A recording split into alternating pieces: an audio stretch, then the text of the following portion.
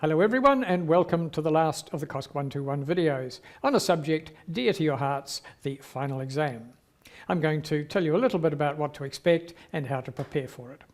So in general terms, it's similar to the term test in that it's run in the labs using CodeBox connected to a quiz server that looks very like your ordinary quiz server, except it's a slightly different server called the exam server. You won't really notice the difference.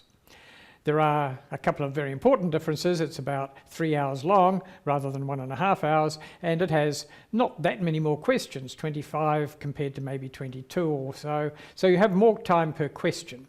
However, the questions also, of course, get more difficult, and also they will all be new questions, or at least probably all be new, rather than having copies of questions you've already seen in labs. The questions build in difficulty with what we call a difficulty ramp. Or at least this is our goal. This is the ideal. It won't necessarily be exactly like this.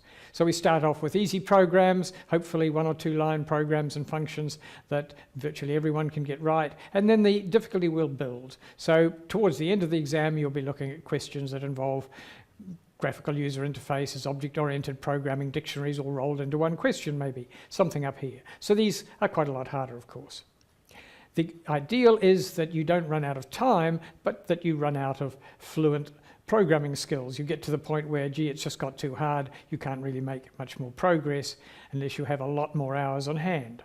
This is captured by what we call the mark trajectories plotted here for, I think this was the 2016 final exam. You're seeing a set of students.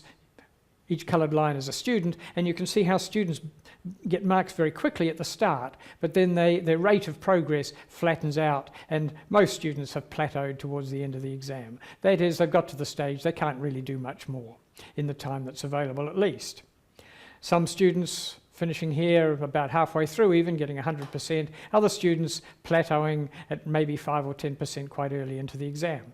Let's hope you're not one of those.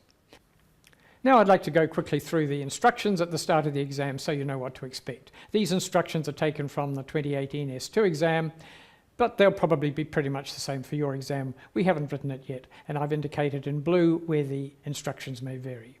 So just quickly, it's a 3-hour exam. It's auto-submitted when the time is up at the end of that 3 hours. There are 23, maybe 24, maybe 25, the numbers vary, code runner questions. Probably that's all. No, I mean, it's only code runner, there won't be multi-choice, but we reserve the right to toss in the odd one if we feel like it. You are required to write pilot compliant code throughout unless we say otherwise, but unless we specify explicitly, you don't have to put in doc strings. That's the one relaxed rule we have in the exam. Of course, you're welcome to use doc strings if you like, and a lot of students think it's a good idea to copy and paste the spec in as a doc string right at the start, and it can be a good idea. As usual in exams, you have to be careful with time allocation. Our quiz questions all run pretty much like the normal quiz questions. There's a check button to let you check your code, and there's a pre-check, usually. We may vary this particular instruction here. In 2018 S2, the first 12 questions were given the usual penalty regime of 0 to 10, 20, but thereafter the penalties cut in from the very first wrong submission. That is, if you made a wrong submission, you paid a 10% penalty right from the start. We're discussing we might relax that and go to the 0 to 10, 20 regime throughout the exam. We'll see. You'll discover when you go into the exam room. Normally, if any of your tests fail, you get 0 marks for the whole test, for the whole question, I should say.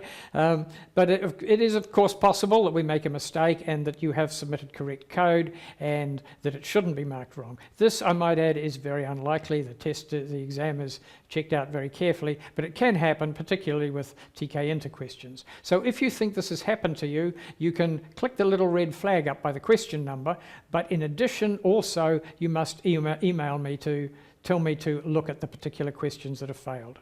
I'm only going to look at flagged questions if I receive emails. And if there's an error in the marking, then of course we'll correct it. As usual, if you've tried several times to get a question out and it's not working for you, move on to another one. You can navigate using the navigation panel, you probably know that already, and of course you need to be careful about your time management, taking account of the fact that the earlier questions are probably quite a lot easier than the later ones. We'll normally only show you the first of your failing tests, so don't get in the habit of just immediately fixing the obvious fault and throwing it at the quiz server again. Stop and think to see if there's any other tests that could be failing. If you want to make use of the blank sheet of paper we're going to give you, better bring a pen or a pencil in with you. As usual, you don't have any access to your labs and assignments during the test, but you will have access to the lecture notes on the quiz server, on the exam server, as well as your normal programming tools, just like in the mid-semester test. And I'll skip over that. That's very unlikely to take place, and we're very unlikely to remark or scale, but we just keep some options open in case. Never happened yet. So that's the instructions. How do you go about studying? Well, practice, practice, practice, practice.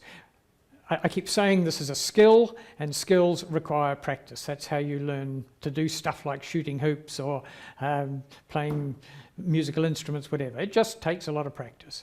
And the sort of practice you should do is to do all the labs again. That's a must. You should also do the various self-assessment and drill quizzes. We were surprised in the mid-semester test how many people had never even tried doing self-assessment quizzes. And there's also a couple of other quizzes in there, program reasoning and what's the output. I'll take you quickly through the what's the output style of quiz in a minute. And you may want to do the assignments again. There's a website here you could practice with called codingbat.com, and there are 2 previous online exams available. I'll show you quickly where they are, and there's extra stuff you can do if you like. Also, don't completely write off the earlier pre-2014 written exams, although you had to write answers and write code with a pencil or pen on a piece of paper. They are still good programming exercises, so you can still practice with those if you want extra practice. I was going to show you things on the quiz server very quickly. So here under the test and exam revision, you'll find now that there are a couple of extra links here, a practice copy of the Semester 1 exam from last year and the Semester 2 exam from last year. And there is a warning, please read the warning. Some students just don't get the hang of it at all. They think that it's worth spending a lot of time doing the same exam over and over again until you've memorized the answers. And then, oh my goodness me, when I go into the actual exam, the questions are all completely different and I haven't learned any of them. So don't be one of those students, please. And I mentioned that there were some extra quizzes around. Let me just show you for getting a bit more practice under extra quizzes for practice. Here they go. And I just wanted to draw your attention to the what's the output question. So these are taken from exams when they were written exams mostly, so the pre-2014 exams. And we often got students to tell us what the output was from a piece of code. Now, I think it's fairly obvious we can't set exam questions like this in the current format because anybody could simply copy and paste the code into Python, run it, and then copy the answer back into the answer box. So you won't get questions like this, but that's not to say they're not useful. They are actually a very useful way to see if you actually know what's going on. Can you predict the output? So here you can type what you think will be the output into the answer box, click check, and if you get marked wrong, then you've learned something, namely that you didn't understand what was going on, and that can be very worthwhile. Obviously, it would be a complete waste of your time to simply copy that code into Python, run it, and copy the answer in. I hope you're not silly enough to think that was a good idea. So back to the lecture notes. That's pretty much all from us, as it says, and on behalf of the whole teaching team, Andy, Paul, Yeleni, Liam and myself, and of course our great team of student tutors, I hope you enjoyed the course and best of luck with the final exam. Thanks for watching. Bye.